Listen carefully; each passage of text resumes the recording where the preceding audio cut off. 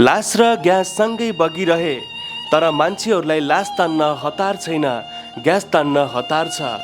यो दृश्यले एउटै प्रश्न उठेको छ, के वास्तवमै मान्छेमा मानवता मरिसक्यो? दर्शकबिन बाढीका कारण लास र ग्यास सँगै बगिरहेका थिए, तर मान्छेहरूले भने लास तान्नको लागि कसैले पनि हतार गरेनन्, कसैले पनि लास तान्नको लागि आफ्नो ज्यानलाई जोखिममा राखेनन्। तर एउटा 2-3 हजार पर्ने ग्यासको लागि मान्छेहरू आफ्नो ज्यान नै जोखिममा राखेर ग्यासका सिलिन्डरहरू तानेको भिडियो चाहिँ अहिले सामाजिक सञ्जालमा छ्यापछ्याप्दै भइरहेको छ। यी दृश्यले एउटै प्रश्न उठेको छ, के मान्छेमा मानवता मरिसक्यो? दर्शकबिन चीनबाट सुरु भएको बाढी रसुवा, नुवाकोट, चितवन, धादिङ लगायतका क्षेत्रहरूमा एकदमै ठूलो मानवीय क्षति भएको छ। मान्छेहरूका वर्षौंदेखिको मेहनतले बनाएको घर बगेको छ, घरमा पालेका गाई भैँसी बगेका छन्, बाख्रा बगेका छन्, दुःख सुखले जोडेको सम्पत्ति बगेको छ।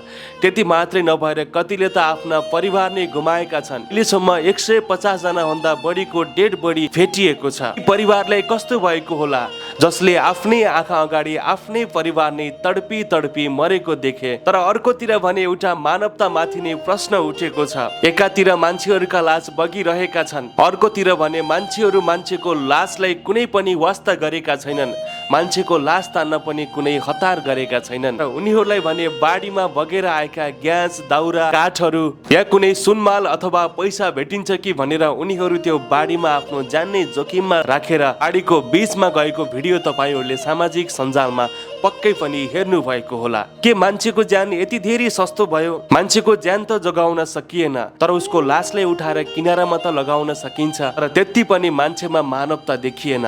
उनीहरूलाई त बस आफ्नो स्वार्थ पूरा गर्नु छ, ग्यास निकाल्नु छ र आफूले खाना पकाएर खानु छ। उनीहरूलाई अरूको मतलब के? अरूका घर बगे, अरूका परिवार बगे, धन सम्पत्ति बगे। उनीहरूले पनि यही बाढीमा आफ्नो परिवार गुमाउँथे भने बल्ल उनीहरूलाई महसुस हुन्थ्यो।